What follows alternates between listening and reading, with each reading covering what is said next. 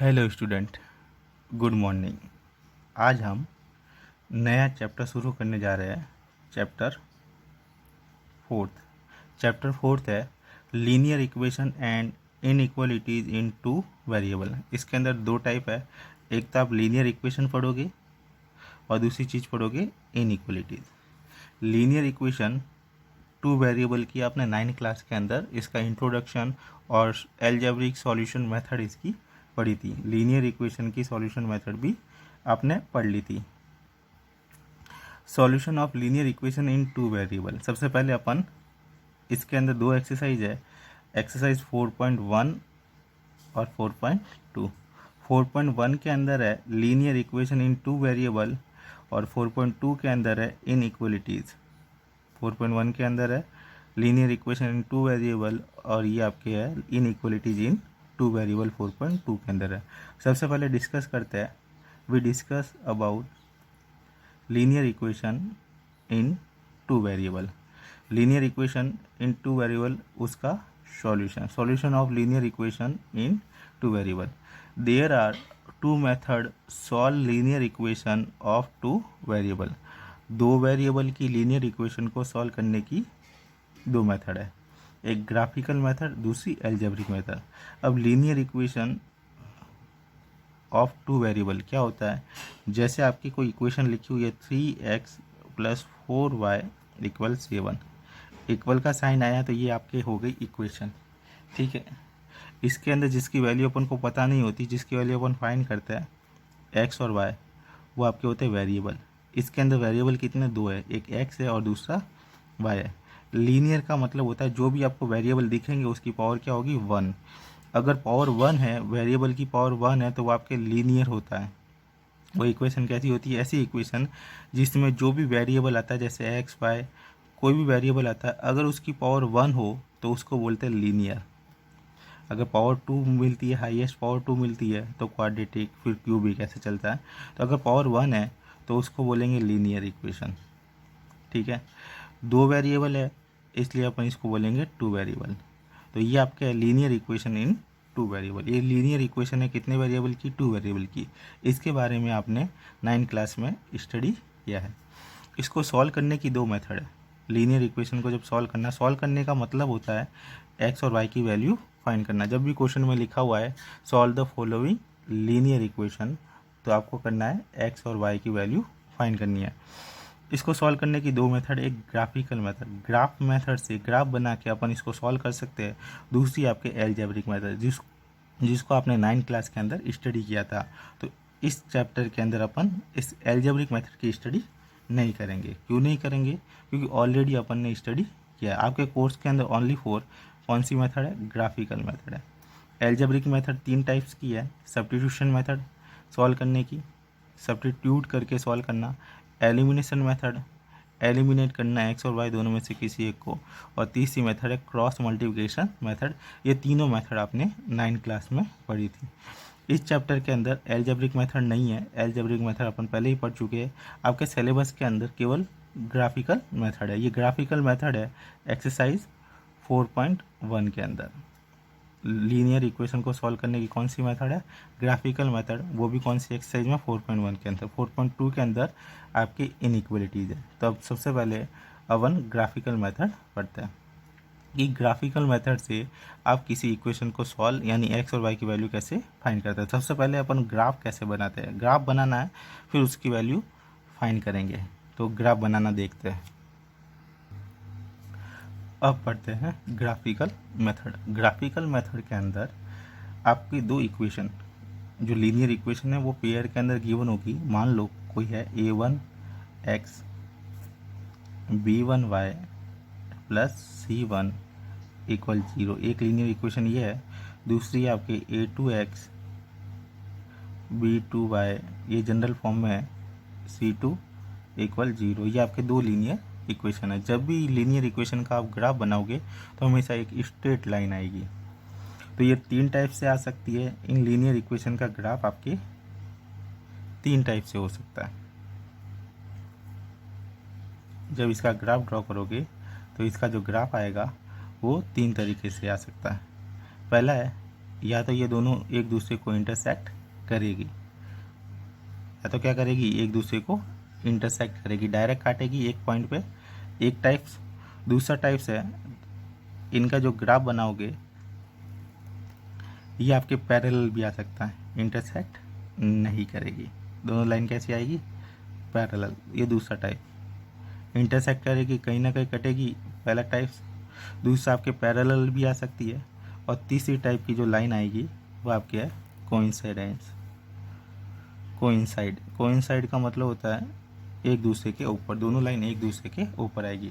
जब भी linear equation का ग्राफ बनाया जाएगा तो तीन टाइप की लाइन आ सकती है। इसको इंटरसेक्टिंग लाइन बोलेंगे, पैरेलल लाइन बोलेंगे, कोइंसाइड लाइन बोलेंगे। बिना ग्राफ बनाए भी आप डायरेक्ट चेक कर सकते हो कि जो इक्वेशन गिवन है उससे बनने वाला ग्राफ कैसा होगा, इंटरसेक्टिंग होगा कि पैरेलल होगा कि कोइंसिडेंस होगा। आपको क्या करना है, इनका रेशियो निकालना है, A1 A2 B1 B2 और C1 C2।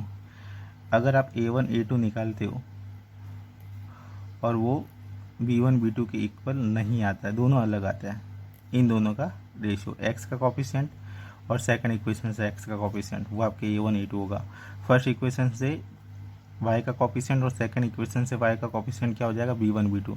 अगर इन दोनों का रेशियो नॉट इक्वल आता है, दोनों अलग अलग आते हैं, तो वो लाइन कैसी होगी, इंटरसेक्टिंग लाइन। कैसी होगी, इंटरसेक्टिंग लाइन। अगर A1 A2 और B1 B2 दोनों क्या आ जाए, इक्वल आ जाए। जब दोनों इक्वल आते हैं तो आपको क्या निकालना, C1 C2 भी निकालना। तो दो कंडीशन बनेगी, या C1 C2 इक्वल होगा या क्या होगा, नॉट इक्वल होगा। इन दोनों के इक्वल आएगा या फिर इक्वल नहीं आएगा।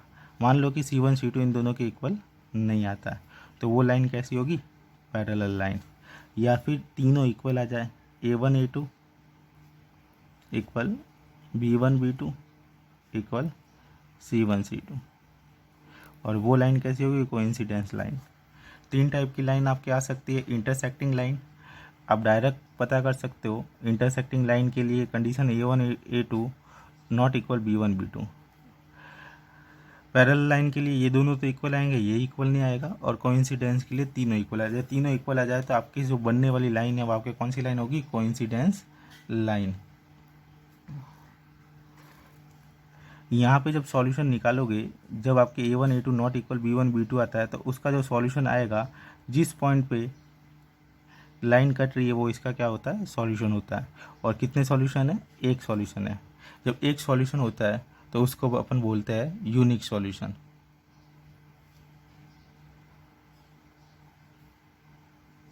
Unique solution.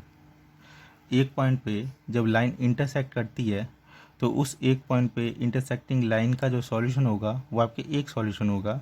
उस एक सॉल्यूशन को बोलते हैं यूनिक सॉल्यूशन। यहाँ पे आप देखोगे लाइन किसी भी पॉइंट पे इंटरसेक्ट नहीं कर रही है तो इसका एक भी सॉल्यूशन नहीं होगा, जिसको अपन लिख सकते हैं नो सॉल्यूशन। यहाँ पे आप देखोगे दोनों लाइन एक दूसरे के ऊपर है तो यहाँ पे बहुत सारे सॉल्यूशन होंगे। यहाँ पे आप लिख सकते हो मैनी सॉल्यूशन या infinitely many solution. Infinite solution, infinitely many solution या मैनी सॉल्यूशन, कुछ भी लिख सकते हो। यहाँ पे केवल एक सॉल्यूशन होगा, यूनिक सॉल्यूशन। कोई सॉल्यूशन नहीं होगा, नो सॉल्यूशन। और यहाँ पे आपके मैनी सॉल्यूशन। दो कंडीशन के अंदर सॉल्यूशन निकल रहा है, केवल एक कंडीशन के अंदर सॉल्यूशन नहीं निकल रहा है। यहाँ पे जिस कंडीशन के अंदर सॉल्यूशन नहीं निकल रहा है, केवल इस कंडीशन में लाइन पैरेलल आएगी, कोई सॉल्यूशन नहीं निकलेगा, तो उसको अपन बोलेंगे इनकॉन्सिस्टेंट पेयर। और जिन दोनों कंडीशन के अंदर सॉल्यूशन निकल रहा है उनको अपन बोलेंगे कॉन्सिस्टेंट पेयर। दोनों कंडीशन के सॉल्यूशन को क्या बोलेंगे, कॉन्सिस्टेंट पेयर। ये दोनों तो क्या कॉन्सिस्टेंट है, जिसके अंदर सॉल्यूशन फाइंड हो रहा है, या चाहे एक निकलो या मैनी निकलो। इस कंडीशन के अंदर सॉल्यूशन नहीं निकल रहा है तो इसको अपन बोलेंगे इनकॉन्सिस्टेंट। ग्राफ बनाने से पहले इसके कॉन्सिस्टेंट के और इनकॉन्सिस्टेंट के कुछ क्वेश्चन सॉल्व कर देते हैं। अब अपन शुरू करते हैं। पहले अपन इनके बारे में पढ़ते हैं। इनका इस टाइप के जो क्वेश्चन एक्सरसाइज 4.1 है, तो 4.1 शुरू करते हैं क्वेश्चन नंबर फर्स्ट। फिर अपन ग्राफ मेथड से नेक्स्ट क्वेश्चन के अंदर आएगा, ग्राफ मेथड से क्वेश्चन को कैसे सॉल्व करते हैं, यानी ग्राफ बनाना है फिर उसका सॉल्व करना है। पहले अपन ये पेयर की कंडीशन निकालते हैं, कॉन्सिस्टेंट होगा या इनकॉन्सिस्टेंट होगा। अब देखते हैं एक्सरसाइज 4.1 का क्वेश्चन नंबर फर्स्ट। अब देखते हैं एक्सरसाइज 4.1 का question number first. Question number first है, by comparing a1 a2 b1 b2 and c1 c2 find the following pair of linear equation is consistent और इनकॉन्सिस्टेंट। आपको कंपेयर करनी है इनकी और कंपेयर करके बताना है कि जो नीचे फॉलोइंग लीनियर इक्वेशन है उनका सॉल्यूशन कॉन्सिस्टेंट होगा या इनकॉन्सिस्टेंट होगा। तो सबसे पहले इसको जनरल फॉर्म में लिखते हैं, 2x माइनस 3y, जो इस साइड में जो भी उसको भी इधर ला देते हैं, -8 इक्वल 0। ये इक्वेशन नंबर फर्स्ट हो गई। इसको भी जनरल फॉर्म में लिखते हैं, 4x माइनस 6y, ये भी इधर आके माइनस क्या हो जाएगा, इक्वल 0। यहाँ पे आप देखोगे तो a1 हो जाएगा 2, b1 हो जाएगा -3 और c1 हो जाएगा -8। यहाँ पे आप देखोगे दूसरी इक्वेशन, इसलिए a2 x का कोफिशिएंट 4, b2 y का कोफिशिएंट -6 और c2 कांस्टेंट -9। अब अपन निकालते a1 अपॉन a2। a1 कितना 2 अपॉन a2 कितना 4। सॉल्व करोगे, काटोगे तो 2 की टेबल से 1 बार और 2 की टेबल से 2 बार, 1/2 आएगा। फिर निकालोगे b1 अपॉन b2। अगर यहाँ पे देखोगे तो b1 -3 है, यहाँ पे देखोगे b1 -6 है, माइनस माइनस प्लस। 3 की टेबल से काटोगे 3 की टेबल से 1 बार और 3 की टेबल से 2 बार। जब दोनों इक्वल आते हैं तब आपको c1 अपॉन c2 निकालना है, नहीं तो c1 अपॉन c2 नहीं निकालना है। दोनों इक्वल आ गए। अब निकालेंगे अपन c1 अपॉन c2।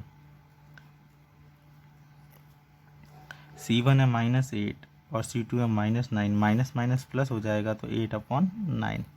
अब इसको देख के अपन लिख सकते हैं a1 upon a2 equal b1 upon b2, लेकिन c1 अपॉन c2 अलग आ गया तो c1 upon c2 not equal c1 upon c2। ये कंडीशन आ गई। मैंने बताया था कि जिसके अंदर सॉल्यूशन निकलेगा, ये पैरेलल लाइन की कंडीशन है, इसके अंदर सॉल्यूशन नहीं निकलेगा। और बाकी दो कंडीशन थी, इंटरसेक्टिंग लाइन और कोइंसिडेंस लाइन, जिसके अंदर सॉल्यूशन निकलेगा। जिसके अंदर सॉल्यूशन निकलेगा वो आपके कॉन्सिस्टेंट कहलाता है पेयर, और इसके अंदर सॉल्यूशन नहीं निकलेगा तो ये आपके हो जाएगा इनकॉन्सिस्टेंट।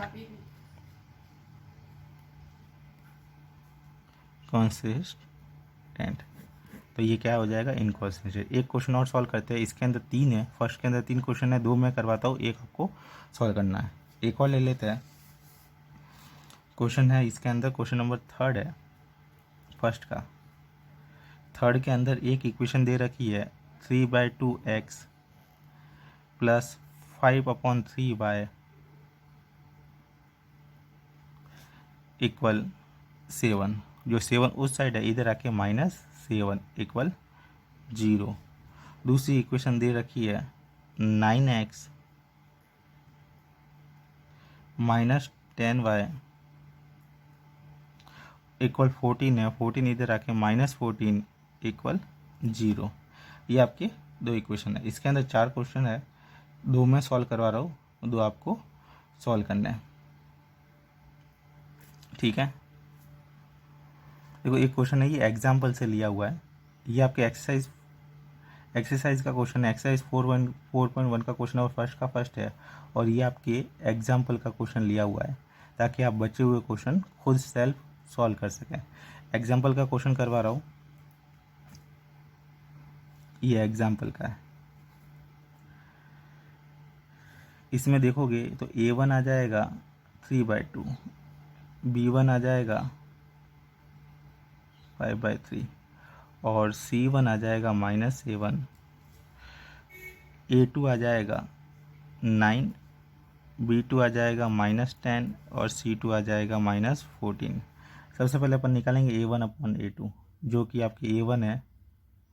3/2 अपॉन A2 है 9, तो ये हो जाएगा 3/2, डिवाइड के अंदर डिवाइड है, नीचे वाला पलट जाएगा 1/9, 3 की टेबल से 1 बार, 3 की टेबल से 3 बार, तो ये आपके आ गया 1/6। फिर निकालना B1/B2, B1 आपके 5/3 अपॉन B2 है आपके -10, डिवाइड के अंदर डिवाइड है, नीचे वाला पलट जाएगा, ऊपर है 5/3, ये हो जाएगा 1/-10, 5 की टेबल से, तो ये आपके आ जाएगा -1/6। ये आपके आ गया 1/6 और ये आपके आ गया -1/6, दोनों अलग है, तो अपन लिख सकते हैं A1/A2 नॉट इक्वल B1/B2।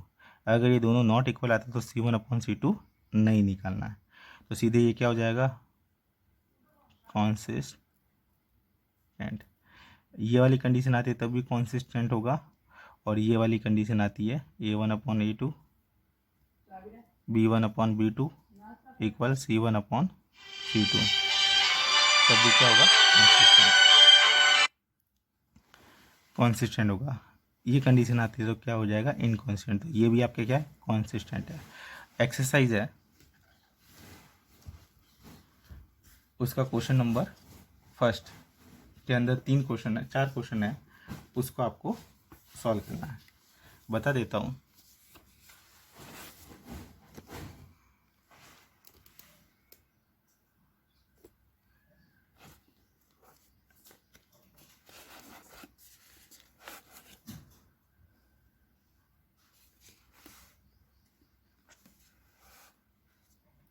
देखो ये एक्सरसाइज 4.1 का क्वेश्चन नंबर फर्स्ट है।